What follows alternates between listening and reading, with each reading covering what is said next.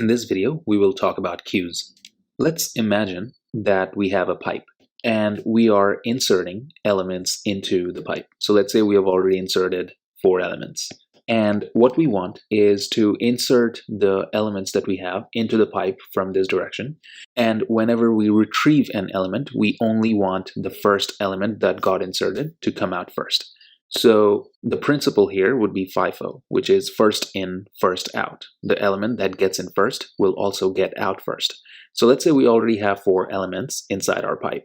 So this element got inserted first, then this element, then this element, and then this element.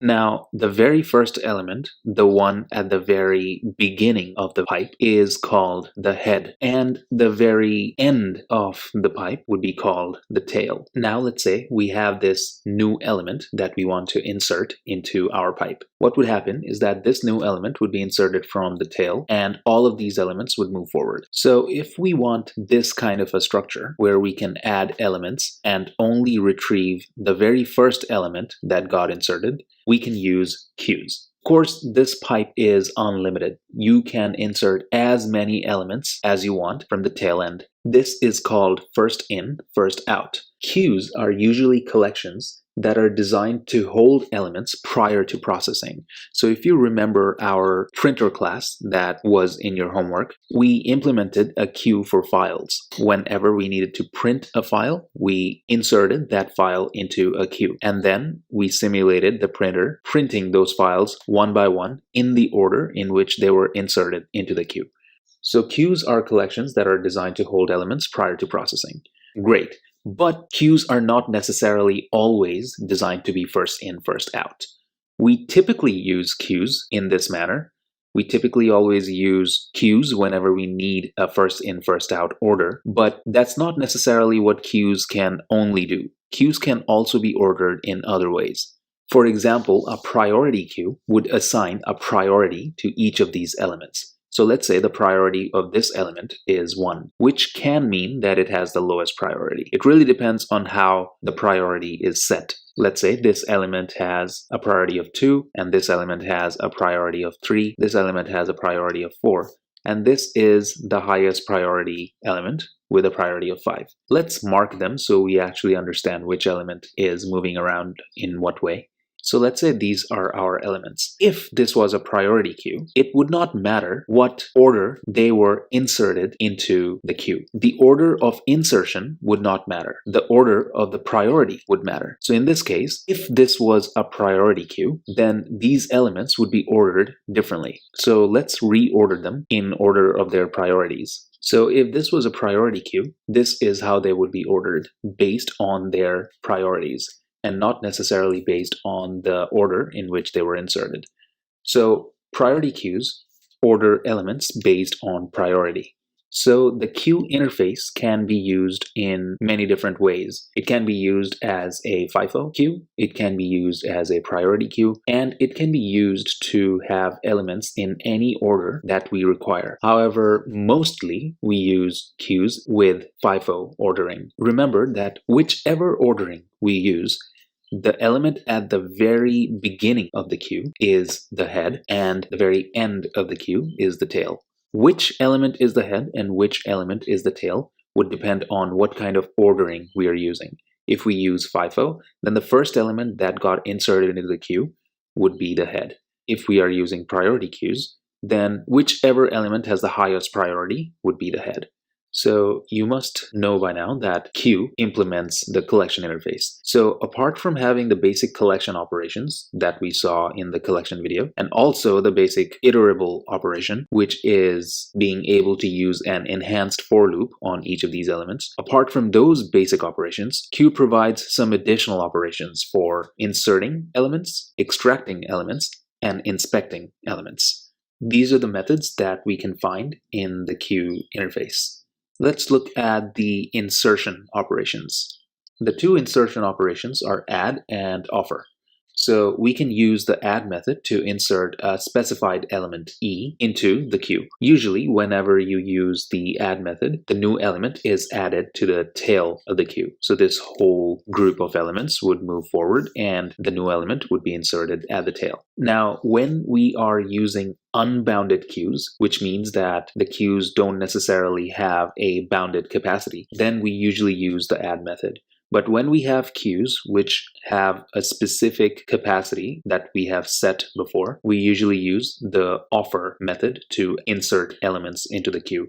The only difference between the two is based on if the insertion operation fails, then what happens. If the insertion operation fails, then the add method throws an illegal state exception. We will learn more about exceptions in Chapter 7 when we look at exception handling. For now, just remember that add is used when we do not have a bound on the capacity of a queue and we are using a queue without having a specific capacity. But if we have a queue with a specific capacity, then we usually use offer as the insertion method of elements into the queue. So these two are the insertion methods that are provided in the queue interface. Let's now look at the extraction methods. Remove and poll are the two extraction methods. When we use remove, it retrieves the element at the head of the queue and removes it. So when we use remove, the element at the head is returned, but it is also removed from the queue. When we use the poll method, the element at the head is again removed and also returned. The only difference between the two is what happens if the queue is empty. If the queue is empty, then the poll method returns a null value. But if the queue is empty and we use the remove method, then we get an exception. Again, we'll learn about exceptions in the exception handling chapter. So not much difference between poll and remove and add and offer. Poll and remove are more or less the same, except when the queue is empty. And add and offer are also more or less the same to each other. And the only difference is how they react when we have queues with different capacities. Lastly, let's look at the inspection methods. We have two inspection methods, element and peak. Element retrieves the head of the queue. It returns the element at the head of the queue, but does not remove the element from the head of the queue. Peak does the same thing. It does not remove the head of the queue, but returns the element that is at the head of the queue. Again, the only difference between the two is how they act when the queue is empty. If the queue is empty, then peak returns null. And if we use the element method on an empty queue, then this returns an exception. So these are the different methods in the queue interface. What you would notice is that all these elements handle the head of the queue. Either they remove the head of the queue or they return the head of the queue.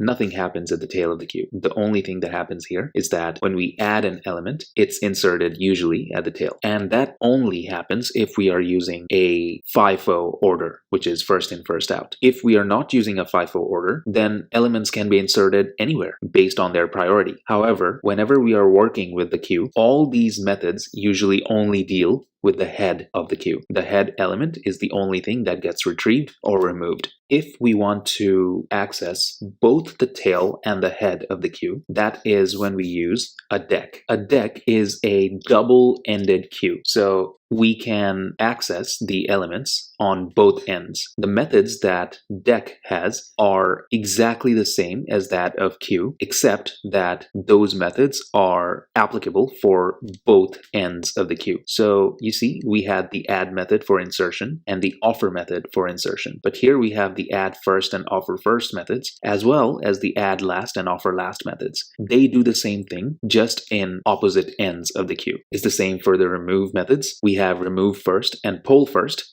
and we also have remove last and poll last.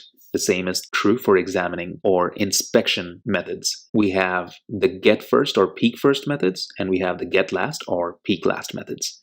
We can also use the deck implementation like a stack where the order is last in, first out. If you compare the different methods that deck has compared to the methods that stack has, you will see that the push method in stack is exactly equivalent to the add first method in the deck implementation. The pop method is exactly similar to remove first method in the deck implementation. And the peek method in the stack class is equal to the get first method in the deck interface. So instead of a stack, if we want to use a deck to create a structure where we are following the last in, first out order, we can just use these three methods to create a structure that is exactly like a stack. And that is more desirable because stack is more of a legacy class. And modern programs usually use the deck implementation to create a last in, first out data structure. Now, queues can have duplicates if we are using the first in, first out ordering. But if we are using a priority queue, if we have duplicates, then we have to make sure that the duplicates have differing priorities. You can use null values as elements and insert them in a queue, but it is strongly recommended that you do not use nulls as elements whenever you are using queues. This is because a lot of the methods that we've seen here return null to show that a queue is empty. So if you have null as elements themselves, then that would create a conflict. So usually we never use nulls as elements whenever we are using queues. Since we are only going through basics, we did not go through priority queues in too much detail, but I hope you understand what priority queues are. And so this video not only discussed queues, but also decks. Next, we are going to look at linked list.